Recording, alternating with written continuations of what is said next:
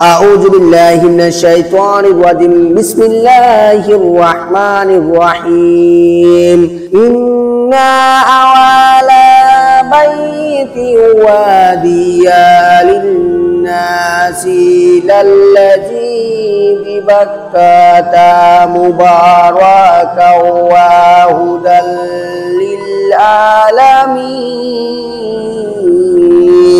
فيه آيات بينات مقام إبراهيم ومن دخله كان آمنا ولله على الناس حج البيت من استطاع لله سبيلا ومن كفر فإن الله غني عن العالمين অর্থ নিশ্চয় প্রথম ঘর যা মানুষের জন্য স্থাপন করা হয়েছে তা মক্কায়, যা বরকতময় এবং হিদায়াত বিশ্ববাসীর জন্য। তাতে রয়েছে স্পষ্ট নিদর্শন সমূহ মাকামে ইব্রাহিম, আর যে তাতে প্রবেশ করবে সে নিরাপদ হয়ে যাবে। এবং সামর্থ্যবান মানুষের উপর আল্লাহর জন্য বাইতুল্লাহ হজ করা ফরজ। আর যে কুফরি করে তবে আল্লাহ তো নিশ্চয়ই সৃষ্টিকুল থেকে অমুখাপেক্ষী। সূরা আল ইমরান আয়াত নং 96 এবং 97। আব্দুল্লাহ ইবনে আব্বাস রাদিয়াল্লাহু তাআলা আনহু থেকে বর্ণিত, তিনি বলেন, খাসআম গোত্রের এক নারী নবীজি সাল্লাল্লাহু আলাইহি ওয়াসাল্লামকে জিজ্ঞাসা করলেন, হে আল্লাহর রাসূল সাল্লাল্লাহু আলাইহি ওয়াসাল্লাম, আল্লাহর বান্দার উপর ফরজকৃত হজ আমার বয়োবৃদ্ধ পিতার উপর ফরজ হয়েছে, কিন্তু তিনি বাহনের উপর স্থির থাকতে পারেন না, আমি কি তার পক্ষ থেকে হজ আদায় করব? তিনি বললেন, হ্যাঁ, আপনি তার পক্ষ থেকে হজ আদায় করতে পারবেন। ঘটনাটি বিদায় হজের সময় ঘটেছিল। সহিহ বুখারী শরীফের 1425 নম্বর হাদিস। আসসালামু আলাইকুম ওয়া রাহমাতুল্লাহি ওয়া বারাকাতুহু। আজকের ভিডিওর বিষয়, নিজে হজ না করে বদলি হজ করা যাবে কি, এবং অন্যের খরচে হজ করলে কি ফরজ হজ আদায় হবে। এই দুটি বিষয়ে ইনশাআল্লাহ আজকের ভিডিওতে জানবো। ভিডিও শেষ পর্যন্ত দেখবেন আশা করি। প্রথমে চলুন জেনে নেই নিজের হজ না করে বদলি হজ করা যাবে কিনা। হজের মৌসুমে কাবায় পৌঁছার আর্থিক এবং শারীরিক সামর্থ্য রয়েছে এমন প্রত্যেক মুসলমানের উপর জীবনে একবার হজ করা ফরজ। কুরআনে হজ ফরজ করে আল্লাহ সুবহানাহু ওয়া তাআলা বলেন, আউযু বিল্লাহি মিনাশ শাইতানির রাজিম বিসমিল্লাহির রাহমানির রাহিম ইন্না আওয়ালা বাইতি ওয়াদিয়া লিন্নাসি লাল্লাযী বিবাক্কাতা মুবারাকাও ওয়া হুদাল লিল আলামিন ফীহি আয়াতুম বায়িনাতুম মাকামু ইব্রাহিম ওয়া মান দাখালাহু কানা আমিনা ওয়ালিল্লাহি আলান নাসি হিজ্জুল বাইতি মান ইস্তাতা লিল্লাহি সাবিলা ওয়া মান কাফারা ফাইন্না আল্লাহা গানিউন আনিল আলামিন। অর্থ নিশ্চয় প্রথম ঘর যা মানুষের জন্য স্থাপন করা হয়েছে তা মক্কায়, যা বরকতময় এবং হিদায়াত বিশ্ববাসীর জন্য। তাতে রয়েছে স্পষ্ট নিদর্শন সমূহ মাকামে ইব্রাহিম, আর যে তাতে প্রবেশ করবে সে নিরাপদ হয়ে যাবে। এবং সামর্থ্যবান মানুষের উপর আল্লাহর জন্য বাইতুল্লাহ হজ করা ফরজ।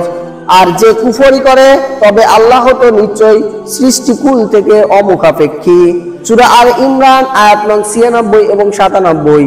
কারো উপর যদি হজ ফরজ তাহলে তার কর্তব্য দ্রুত হজ আদায় করে নেওয়া, অযথা দেরি করা ঠিক নয়। হাদিসে এ ব্যাপারে বিশেষ তাগিদ দিয়ে আল্লাহ রাসূল সাল্লাল্লাহু আলাইহি ওয়াসাল্লাম বলেছেন, যে ব্যক্তি হজের সংকল্প করে সে যেন অবিলম্বে তা আদায় করে, কারণ মানুষ কখনো অসুস্থ হয়ে যায়, কখনো প্রয়োজনীয় জিনিস বিলুপ্ত হয়ে যায় এবং কখনো অপরিহার্য প্রয়োজন সামনে চলে আসে। সুনানে ইবনে মাজাহ হাদিস নম্বর 2883 নম্বর। কারো উপর যদি হজ ফরজ হয় এবং হজ পালন করার শারীরিক সক্ষমতা থাকে, তার জন্য নিজে হজ করা জরুরি। বদলি হজ করলে অর্থাৎ অন্যকে দিয়ে হজ করালে তার ফরজ হজ আদায় হবে না।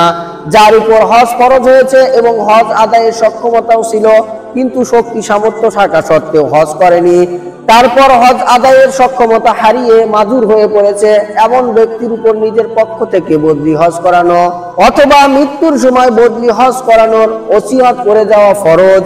আব্দুল্লাহ ইবনে আব্বাস রাদিয়াল্লাহু তাআলা আনহু থেকে বর্ণিত, তিনি বলেন, খাসআম গোত্রের এক নারী নবীজি সাল্লাল্লাহু আলাইহি ওয়াসাল্লামকে জিজ্ঞাসা করলেন, হে আল্লাহর রাসূল সাল্লাল্লাহু আলাইহি ওয়াসাল্লাম, আল্লাহর বান্দার উপর ফরজকৃত হজ আমার বয়োবৃদ্ধ পিতার উপর ফরজ হয়েছে, কিন্তু তিনি বাহনের উপর স্থির থাকতে পারেন না, আমি কি তার পক্ষ থেকে হজ আদায় করব? তিনি বললেন, হ্যাঁ, আপনি তার পক্ষ থেকে হজ আদায় করতে পারবেন। ঘটনাটি বিদায় হজের সময় ঘটেছিল। সহিহ বুখারী শরীফের 1425 নম্বর হাদিস।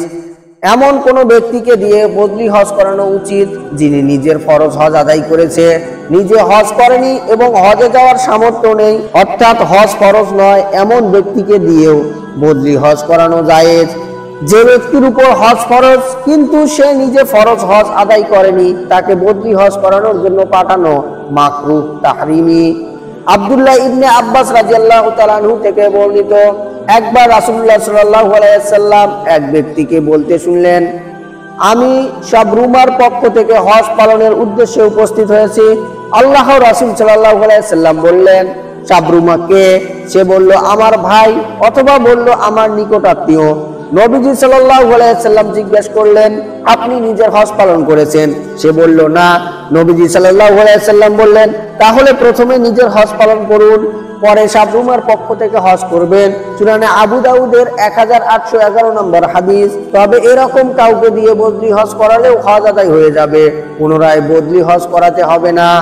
2 নম্বর যে বিষয়টি নিয়ে জানবো সেটি হচ্ছে, অন্যের খরচে হজ করলে কি ফরজ হজ আদায় হবে? ফরজ হজ আদায় হওয়ার জন্য নিজের খরচে হজ করা জরুরি নয়, অন্যের খরচে হজ করলেও ফরজ হজ আদায় হয়ে যায়।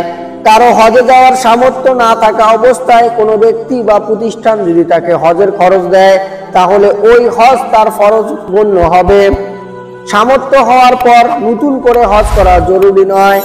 একইভাবে সামর্থ্য থাকার পর রাষ্ট্র, কোনো প্রতিষ্ঠান বা ব্যক্তির খরচে হজ করলে ফরজ হজ আদায় হয়ে যাবে। নিজের খরচে নতুন করে হজ করা জরুরি নয়। তবে যদি কেউ ইচ্ছা করে ইহরাম বাঁধার সময় নফল হজ আদায়ের নিয়ত করে, তাহলে তার উপর ফরজ হজ আদায় হবে না, তবে সাধারণ হজের নিয়ত করলে ফরজ হজ আদায় হবে। আমার এই ভিডিওটি দেখে যদি আপনারা সামান্য কিছু উপকৃত হয়ে থাকেন, তাহলে অবশ্যই আমার ভিডিওটিতে লাইক করবেন, কমেন্ট করবেন এবং এই ধরনের নতুন নতুন ইসলামিক ভিডিও পেতে অবশ্যই আমার চ্যানেলটিকে সাবস্ক্রাইব করবেন এবং পাশের বেল আইকনে ক্লিক করবেন। আসসালামু আলাইকুম ওয়া রাহমাতুল্লাহি ওয়া বারাকাতুহু।